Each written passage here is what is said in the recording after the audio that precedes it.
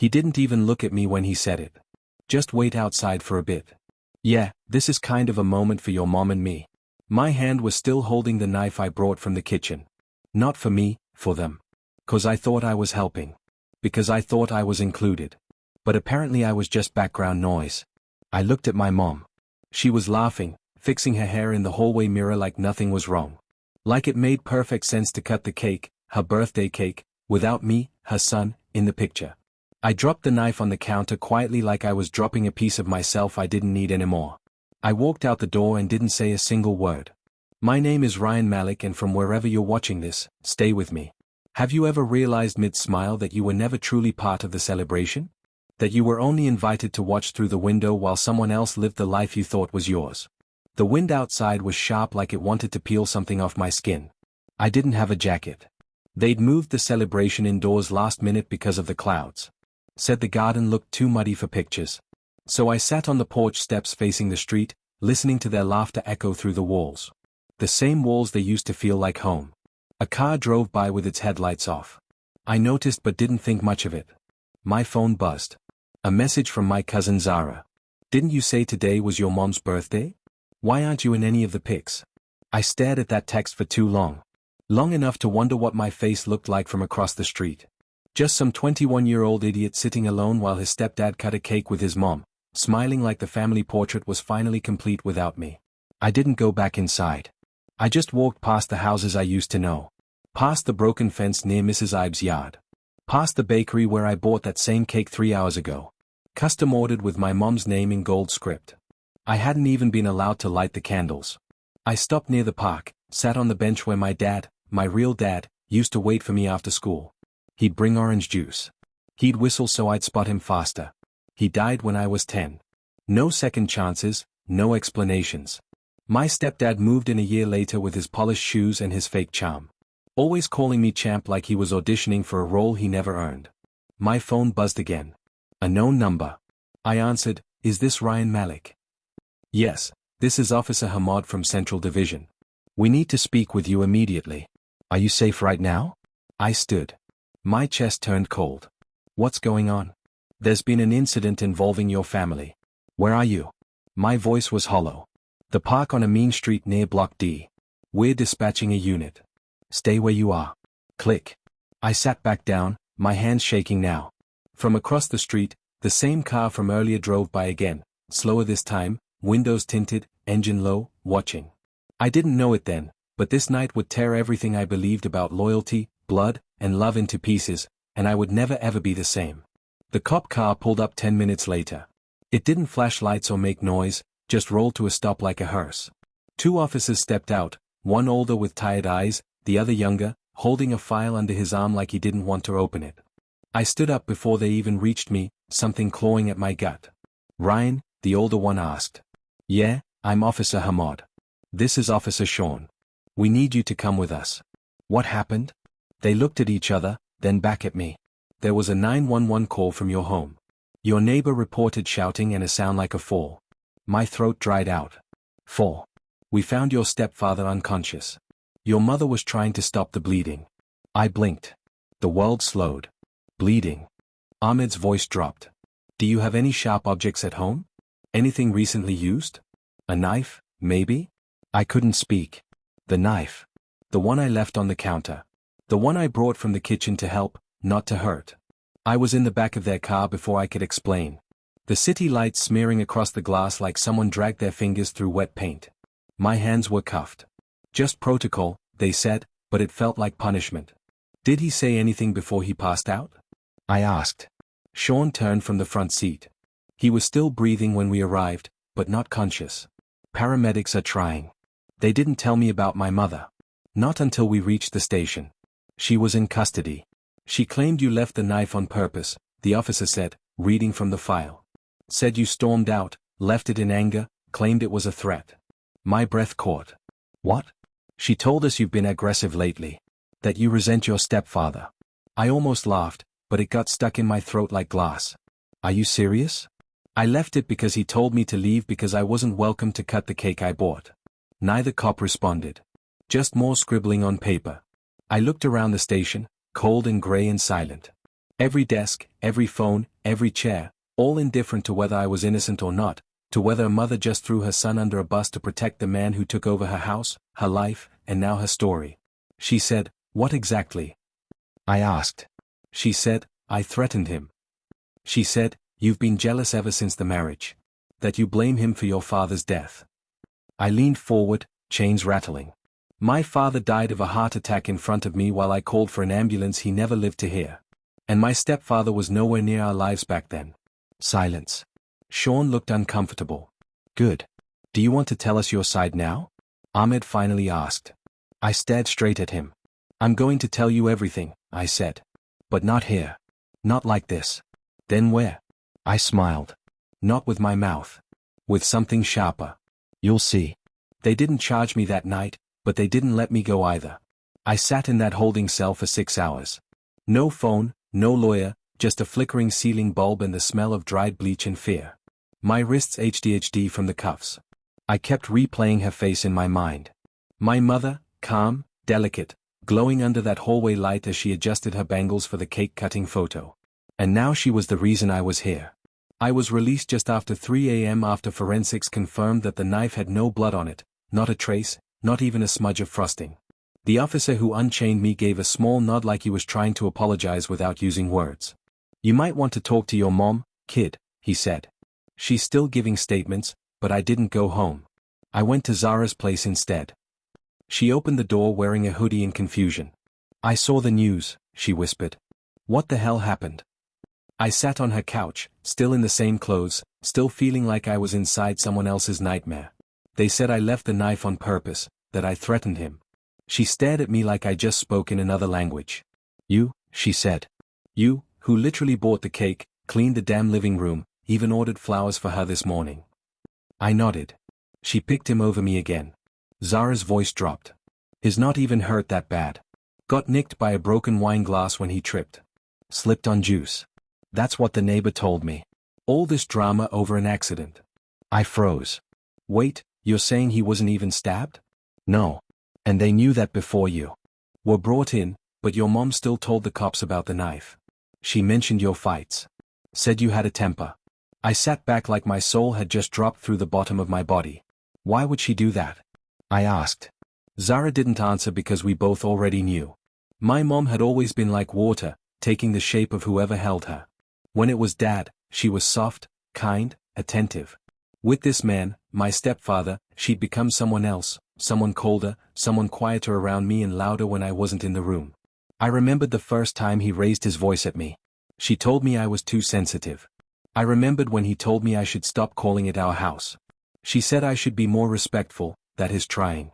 I remembered her telling me to give him a chance, but she never asked him to give me one.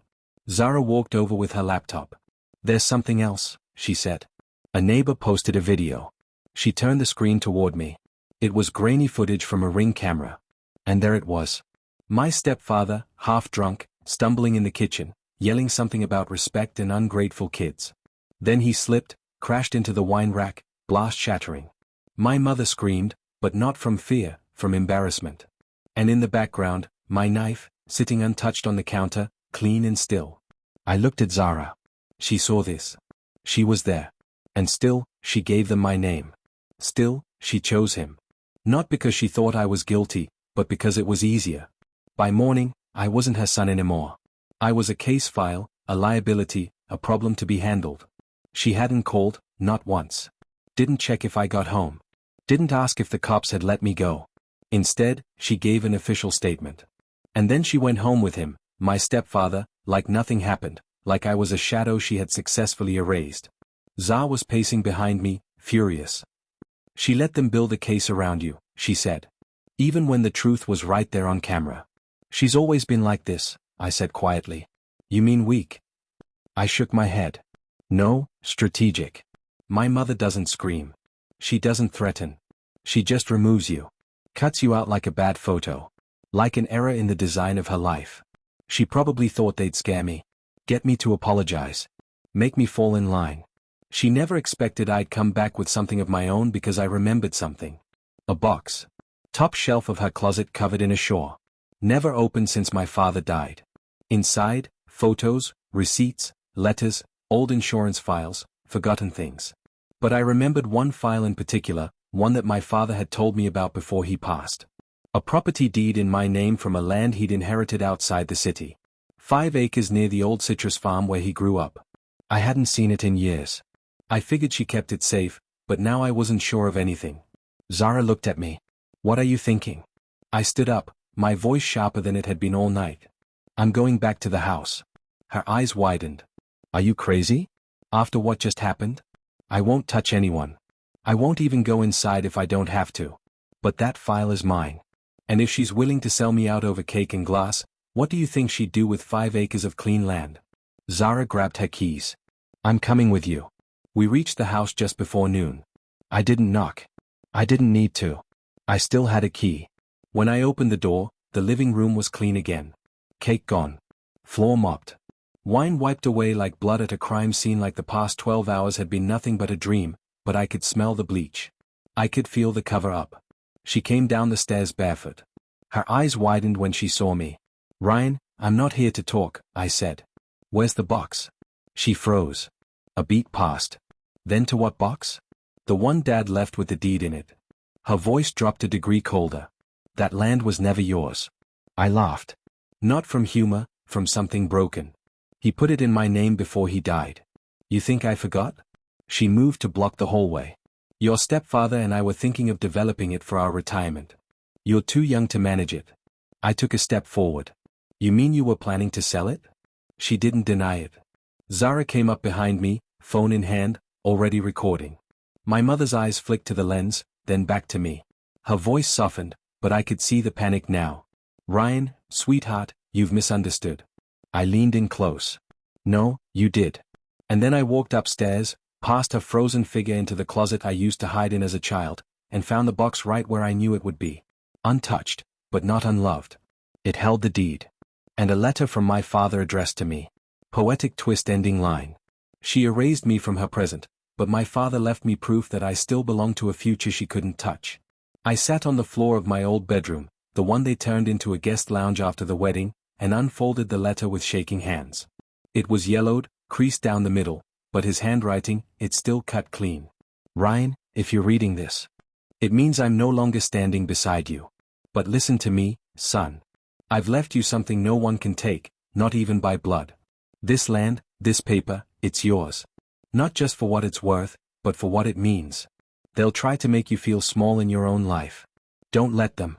Stand tall. Stay honest. And when the time comes to fight for what's yours, do it without fear." Abba. I didn't cry. I couldn't. But something inside me settled like a spine clicking back into place. Zara sat next to me in silence, her eyes tracing every word as I handed the letter to her. "You know this changes everything," she whispered. I nodded. Because it did. The land wasn't just sentimental, it was valuable, quiet, undeveloped property outside the city where a new highway was being planned.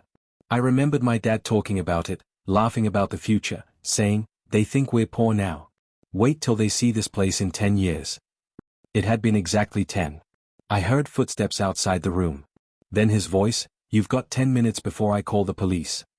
My stepfather, of course. I stood and opened the door. He was leaning on the banister with a bandage on his forehead and arrogance still dripping from his smile. "You broke in." "I used my key." He scoffed. "Your mother said she asked for it back months ago. She says a lot of things." I replied, his jaw clenched. "We've talked to a lawyer. That land was joint marital property. She has a claim." "No, she doesn't." I held up the deed. "This was signed, notarized, and filed before you ever stepped foot in this house. You married her, not my father."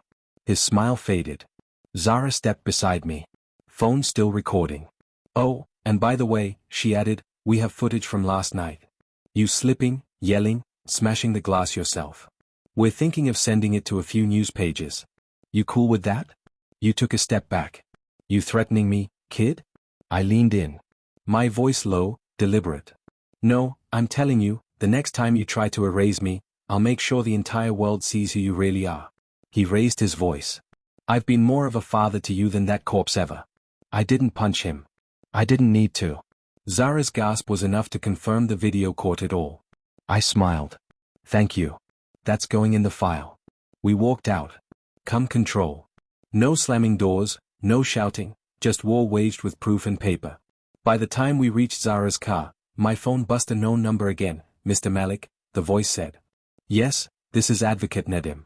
We've received a file from your cousin regarding a deed dispute and defamation claim. I looked at Zara. She just winked. Yes, I said. I'm ready to proceed. 2 weeks later, the legal notice hit their mailbox like a bullet. Not a text, not a phone call, a formal envelope, hand-delivered, stamped in red. Notice of intent to pursue civil litigation and property injunction. I imagined the look on my stepfather's face when he read it. Coffee halfway to his mouth, heart skipping like a bad record. I hoped he spilled it. I hoped it burned. The claim was airtight. Fraudulent attempt to seize land not legally marital property. Defamation due to false police report and character slander. Video evidence to prove malicious intent and coordinated fabrication. My mom didn't call, but her silence felt heavier than a 100 apologies. I moved into a studio apartment downtown. Not much, just a bed, a desk, and a window that didn't lie to me. No photos of us, no old furniture, just mine. Zara helped me set up the digital case file, time-stamped videos, scans of the deed, the letter, the witness testimony from the neighbor who saw me leave before the incident. I started working again, freelancing, coding, small gigs, big hours. But for the first time, I wasn't building someone else's dream. I was protecting my father's. One day, I got an email from the registry office. They begun a land ownership validation due to my filing. Someone had tried to submit a development proposal under my stepfather's company without my signature. Sloppy and illegal. My lawyer added attempted property fraud to the claim. I was no longer a son seeking closure. I was a man defending legacy. They cracked before the hearing. It started with an email from my mother. No greeting, just 2 sentences. I never meant for things to go this far. Let's settle this without more embarrassment. Embarrassment? That was the currency she cared about. Not justice, not the truth, just reputation. I didn't reply. The court date arrived. I wore my father's old wristwatch. The one he wore when he bought the land. The one I hadn't touched since his funeral. My stepfather showed up with a different lawyer than before. Cheaper, nervous. My mother didn't sit with him. She sat alone. Second row, wearing white. When our lawyer played the video, the one with his drunken rant and the fall, she didn't flinch. She didn't cry. She just looked tired. The judge didn't take long. The land was declared exclusively mine. The false report was officially dismissed. They were warned to refrain from contact or face further legal action. We walked out into the parking lot. I didn't say a word, but she followed me. Ryan, she called out softly. I stopped, turned. She looked smaller than I remembered, fragile in her fake dignity. I did what I thought was right at the time. No, I said you did what was convenient. I was scared. So was I. But I didn't throw you to the wolves. Tears welled in her eyes. He's gone now. I told him to leave. I nodded. Good. Then I walked away. She reached out barely like she wanted to say something else. But the moment passed. I didn't owe her my forgiveness. Not anymore. The citrus trees were taller than I remembered. Half the field had gone wild. Vines tangled over fallen fence posts. Orange skins crushed into the soil like forgotten promises. But it was still here, still mine. 10 acres now after parcel reassessment. My stepfather had tried to register only 5. Classic. Always taking half and calling it generous. I walked the land alone the day after the verdict. Boots sinking into the soft earth, air thick with heat and silence. There was no one here to clap, no mother to cry, no father to hand me keys with proud eyes, just me and the echo of a man who'd believed in me when I didn't yet know what that meant. I remembered how he used to talk about this place, how he'd laugh about planting more than trees. One day you'll build something here, he used to say. Not just with your hands, with your name. Now it was time. I sold 2 small plots to an eco-construction firm. Smart guys, young, ambitious. They agreed to leave the original grove untouched in exchange for development rights on the outer edges. Zara helped me draft the contracts. She didn't ask for anything. Said, this isn't about profit. This is about legacy. And it was because while they built walls, I planted roots. A small house came first. Single floor, open plan, every beam carved with my own money, every tile chosen without compromise. Then a greenhouse, a study, a gravel path that curved around the oldest tree and led nowhere in particular, just peace. I named the place Iron. It means gift of God, my father's middle name. One morning, Zara showed up with 2 coffees and a letter. No envelope, just folded paper. She left this at my office. I didn't open it right away. We walked to the grove, sat on the wooden steps under the shade. Birds were louder here, freer. I unfolded the letter with a quiet exhale. Ryan, I can't undo what I did, but I see it now. I was weak. I mistook silence for survival. I'm sorry. I know I don't deserve to be part of this new chapter of your life. But if there's ever a window, even the smallest one, where we can try again, I'll be here. Always, Mom. I didn't know how to feel. The words were there. The regret, the softness, the plea. But regret isn't the same as repentance. Zara looked at me. What are you going to do? I stared out at the trees. I'll send her a picture of the house, the land, the name carved into the gate. That's it.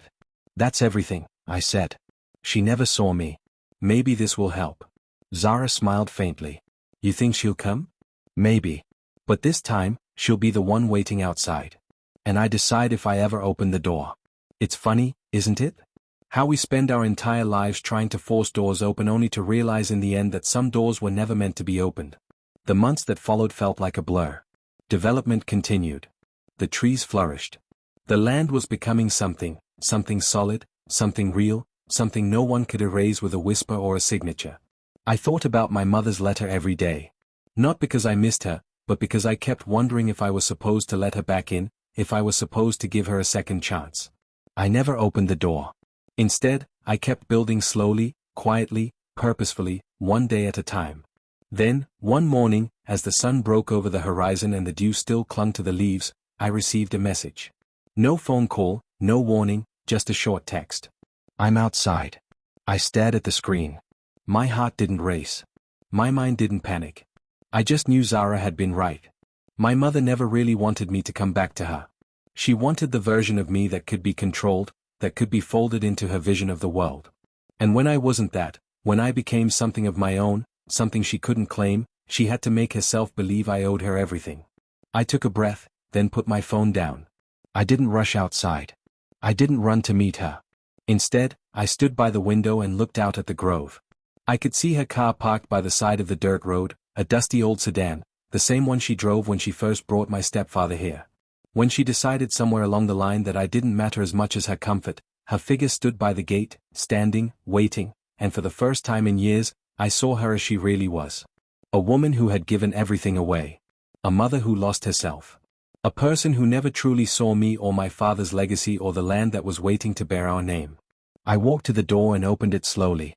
She was standing there with the same hesitant look in her eyes, like she was afraid the earth would swallow her whole if she took a step forward. She looked at me. No words, just a soft, silent apology in the way her gaze lingered. I didn't say anything either. I didn't need to. The land behind me spoke louder than anything I could ever say. The legacy my father had left, the home I built, the strength I found within myself, it was all there, solid, untouchable. And I realized finally that no matter what doors opened or closed, no matter what people came or went, nothing could take that away. She stood there a little longer, waiting for me to say the words she'd wanted for so long, the forgiveness, the chance. But I couldn't give it to her. Not now, not after everything. Instead, I turned and closed the door softly behind me. And in the silence that followed, I knew that some endings were as beautiful as beginnings.